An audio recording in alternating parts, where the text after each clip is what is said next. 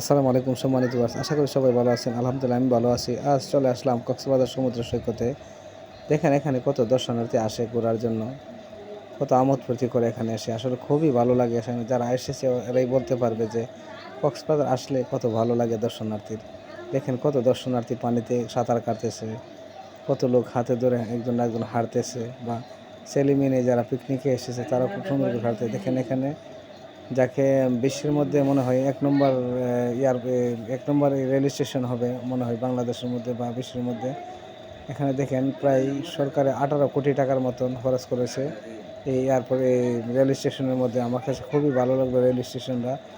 খুবই অনেক সুন্দর করেছে আসলে রেল স্টেশন। এরকম রেল স্টেশন হয় না। তো আজ চলে আসলাম এখানে। খুবই ভালো লাগলো রেল স্টেশনটা।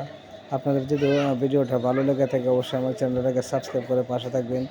আমি যেন আপনাদেরকে সবসময় আরও ভালো, ভালো কোনো কিছু দেখাতে পারি। সবসময় লাইক, কমেন্ট, শেয়ার করে পাশে থাকবেন এবং দেখেন এখানে এয়ারপোর্টটা যেন একটা অঙ্গরাজ্যের মধ্যে একটা প্রদীপের মধ্যে জ্বলিত আছে। দেখেন এয়ারপোর্টটা কত সুন্দর করে করেছেন। খুবই ভালো লাগে এখানে ওয়েদারটা। আপনারা যদি এখানে আসেন, যারা কক্সবাজার আসেন অবশ্যই এখানে ঘুরে আসতে হয় কক্সবাজারে সমুদ্র সৈকতে।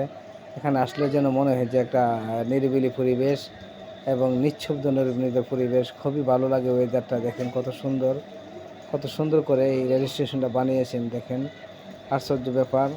এখানে রেল স্টেশনের মধ্যে দেখেন ট্রেনগুলা দেখেন কত সুন্দর, এবং ট্রেনের সামনের যে ভিউগুলা দেখতেছেন, এই যে ট্রেনের সামনের যে বগিগুলার সামনের যে রেল স্টেশনে যে দেখেন ট্রেনগুলা কত সুন্দরভাবে দাঁড়িয়ে আছে। দেখেন কত সুন্দর নিরিবিলি।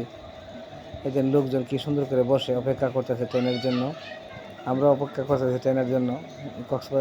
কক্সবাজার থেকে ছেড়ে যাবে চট্টগ্রাম, সেই ট্রেনের অপেক্ষায় বসে আছি। দেখেন খুবই সুন্দর করেছে, গ্লাস দিয়ে ফিট করে কত সুন্দর করে করেছে রেল স্টেশনটা। আমার কাছে খুবই সুন্দর হয়েছে, সুন্দর লেগেছে। যদি আপনাদের কাছে ভালো লেগে থাকে অবশ্যই আমার শেয়ার করে ভিডিওটা পাশে থাকবেন।